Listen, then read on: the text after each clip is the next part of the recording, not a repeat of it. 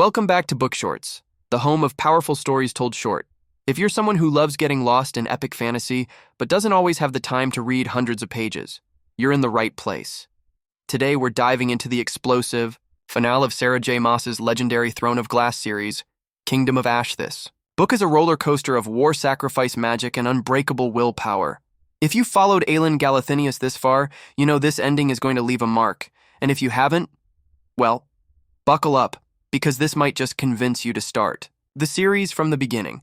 Before we dive in, make sure to hit that subscribe button and turn on the notification bell so you never miss a new video from BookShortz. We break down best-selling books into gripping summaries so you can enjoy the story in just minutes. Now let's jump into the fire and follow Aelin to the final battle. They tried to break her body and spirit, but Aelin Galathynius has always been a fire made flesh. In the heart-pounding finale of the Throne of Glass series, Sarah J. Maas unleashes a war-torn world where sacrifices burn brighter than hope and queens rise not because they are born, but because they choose to fight. This is the final stand, and not everyone will survive. Captured and imprisoned in an iron coffin, Aelin Galathynius has been tortured by Maeve for months. The Queen of Terrasen is a shadow of her former self. Her magic suppressed, her body broken, but her will still flickers with embered defiance. Maeve seeks to shatter her completely, but Aelin refuses to yield, knowing that her friends, her kingdom, and the entire world depend on her survival. Every lash, every chain, every moment in darkness is endured with one thought burning in her mind. She must hold on. She must buy them time. While Aelin suffers in silence, her allies race against fate. Rowan Whitethorn, her mate and commander, scours the skies and seas in a desperate hunt to find and free her. With him travel Gavriel and Lorcan, warriors bound by blood and regret, and allied Locan, whose clever mind and unshakable loyalty become vital to their cause. Every hour lost is another step toward destruction. They know that Aelin's sacrifice is not just personal, it's strategic. She gave herself up to protect Terrasen from annihilation, and now the time she gave must not be wasted. Far from the dungeons of Maeve, another war wages. In the north, Aedion, Ashriver, and Lysandra rally the battered remnants of Terrasen's army. They are vastly outnumbered, forced to make impossible decisions. Lysandra, the shapeshifter, takes on Aelin's identity. To keep morale alive, a living illusion that buys time but also takes a toll. The soldiers fight under a false queen as the real one lies in chains. Aedion's anger festers, his belief in their cause, shaken by loss after loss. But even when doubt creeps in, they continue to fight. They must, because the fate of the world depends on it.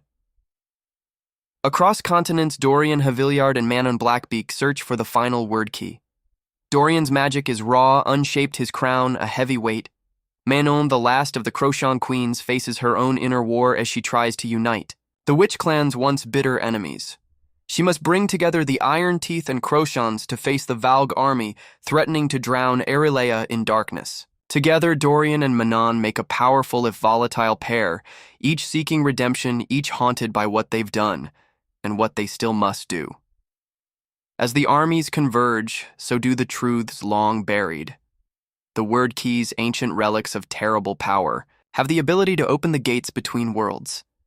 Rowan, the Valg king, intends to use them to unleash his monstrous kin and plunge Aelin into endless shadow. Only Aelin has the power to stop him, but at a devastating cost. She carries the third word key within her body, a living vessel that could be the key to salvation or ruin. To seal the gate, she must give everything, her magic, her life, her soul. When Rowan finally finds and frees Aelin, she is not the same queen he lost. Scarred and changed, she walks out of her prison not as a broken girl but as a woman forged in fire. Her reunion with her court is filled with emotion, but the war is far from over. Aelin now leads not only armies but kingdoms. She must unite disparate forces. Fae, humans, witches, and shapeshifters into a single front strong enough to challenge Rowan and Maeve. The war that follows is brutal, a tapestry of burning cities, desperate stands, and last chances. Battles rage across Aelin, from the snowy mountains of the north to the sacred plains of the south. Heroes rise and fall. Allies make their final stands. Some victories come at unimaginable cost. Fenris swears the blood oath to Aelin, breaking his ties to Maeve. Gavriel sacrifices himself to save his son Aedion. Lysandra proves again and again that she is more than just a weapon. She is a survivor and a queen in her own right. As the pieces fall into place, Aelin prepares for the final ritual. With the word keys, she must seal the gate and banish the Vogue forever.